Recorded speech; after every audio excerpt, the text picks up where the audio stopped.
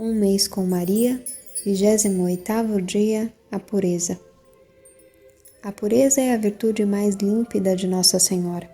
O esplendor da sua virgindade sempre intacta faz dela a criatura mais radiosa que se possa imaginar. A Virgem mais celestial, toda candor de luz eterna. O dogma de fé na virgindade perpétua da Santíssima Virgem Maria, o dogma de fé na concepção virginal de Jesus por obra do Espírito Santo, o dogma de fé na maternidade virginal de Maria, esses três dogmas investem a Imaculada de um esplendor virginal que os céus dos céus não podem conter. E através dos séculos na Igreja, na ditosa Virgem se inspiraram as filas angélicas das virgens que começaram já desta terra a viver só de Jesus para seguir o Cordeiro no tempo e na eternidade.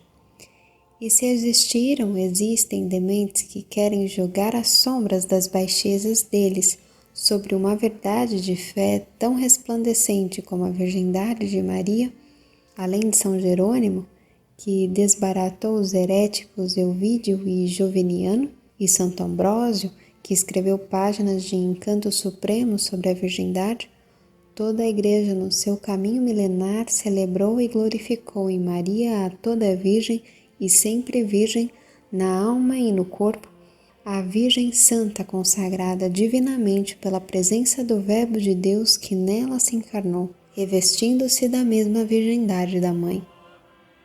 A ira de Deus. Se volvermos o olhar para a humanidade, a visão de sonho de encanto sobre a virgindade imaculada de Maria desaparece de modo súbito e brutal. Impureza, luxúria, sensualidade, adultério, pornografia, homossexualidade, nudismo, espetáculos imundos, bailes obscenos, relações pré-matrimoniais, contraconcepção, divórcio, aborto. Eis o espetáculo nauseante que a humanidade oferece aos olhos de todos. Santo céu, quantos abismos de torpezas nesta pobre terra! Pode-se continuar assim sem provocar a ira de Deus? A Santíssima Virgem disse pela pequena e inocente Jacinta, ignorante do verdadeiro significado daquilo que dizia, que os pecados que mais mandam almas ao inferno são os pecados impuros. Quem poderia desmentir esta afirmação observando o teatro das vergonhas que o mundo mostra todos os dias? É verdade que o pecado impuro não é o pior nem o mais grave dos pecados, mas é o mais frequente e o mais nojento. Isto, sem dúvida, nós conhecemos o valor da pureza proclamada por Jesus. Bem-aventurados os puros de coração, porque verão a Deus. Evangelho de São Mateus, capítulo 5, versículo 8. Conhecemos os 2 mandamentos de Deus que nos resguardam da impureza, o 6º e o 9º mandamento. Conhecemos até a recomendação, mais que enérgica, de São Paulo aos cristãos.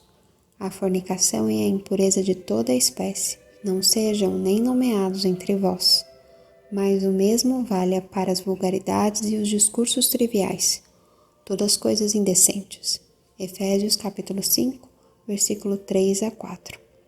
Conhecemos os ensinamentos nobres do catecismo da Igreja. O 6º mandamento nos ordena de ser santos no corpo, portanto, o máximo respeito à própria pessoa e ao próximo, como obras de Deus e templo onde Ele mora com a sua presença e com a sua graça. Conhecemos as firmes chamadas da Igreja com recentes documentos de primordial importância. Conhecemos todas estas luminosas indicações para abater as seduções do mundo e da carne, mas a humanidade e até a cristandade não faz mais que escorregar continuamente para formas de costumes sempre mais degradantes, como homem animal que não mais compreende o que é espiritual. A favor do mais cego e obtuso ateísmo, quem entra na luxúria de Santo Ambrósio abandona a via da fé. Quais são os remédios? A fuga das ocasiões, a oração e os sacramentos. São estes os remédios. Todo pecado impuro de ação, desejo, olhar, pensamento, leitura é pecado mortal. Precisamos nos defender com todas as forças, até a violência, caso precise, porque aquilo a que aspira a carne é morte, mas aquilo a que tende o espírito de vida é paz, porque o desejo da carne é inimizade com Deus. Romanos capítulo 8, versículo 7.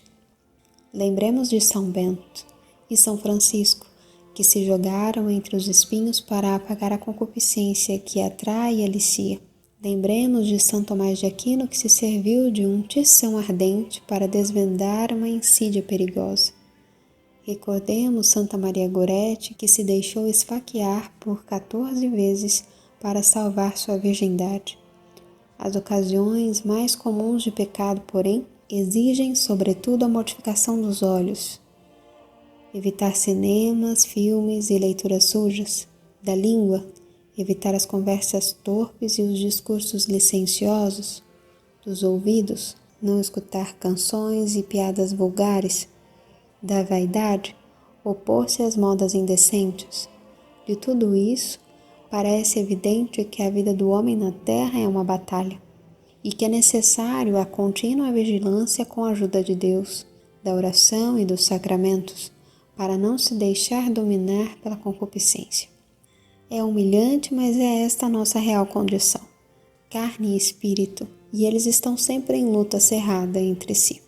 Nos meus membros existe outra lei que move guerra à minha alma e me torna escravo da lei do pecado que está nos meus membros.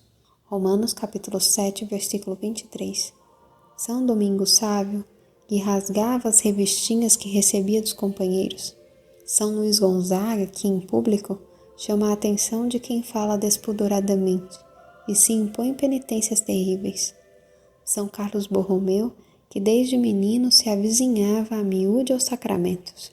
Santo Afonso Maria de Ligório tirava os óculos quando o papai o levava ao teatro. São exemplos que deveriam nos convencer a usar todos os modos para guardar a pureza do coração e dos sentidos. A castidade conjugal. Os problemas morais mais sérios são aqueles que se referem aos esposos. A castidade conjugal é um dever de todos os esposos cristãos e é um dever fecundo de graças e bênçãos. Mas os assaltos do maligno são maciços. Contracepção e onanismo, divórcio e abortos estão massacrando os cônjuges cristãos. Sem dizer das relações pré-matrimoniais, que são somente uma imunda profanação do corpo e das almas daqueles noivos, escravos miseráveis da carnalidade. Desejam ter só 2 filhos, usam das pílulas e outros meios para evitar gravidezes posteriores, profanando por anos e anos as relações matrimoniais que deveriam simbolizar a união entre Cristo e a Igreja. A pílula anticoncepcional vem do inferno, dizia Padre Pio, e quem usa comete pecado mortal. E ainda, para todo bom casamento, o número dos filhos é estabelecido por Deus e não pela vontade dos esposos. E mais, quem está na estrada do divórcio está na estrada do inferno. Pior ainda para quem cometer o crime do aborto. Que abram bem os olhos os esposos cristãos. Profanar o sacramento do matrimônio nunca acontecerá sem castigos e maldições sobre as famílias. Se lembrem bem que com Deus não se brinca. Gálatas capítulo 6, versículo 7. Votos do dia. Recitar 3 Ave-Marias em honra à virgindade da Santa Mãe de Deus. Eliminar e destruir qualquer coisa de não modesto que tenha consigo. Mortificar bem os sentidos, especialmente a vista. Ó Santíssima Virgem Maria, ó Santo Anjo da Guarda, fazei-nos fazer a vontade de Deus.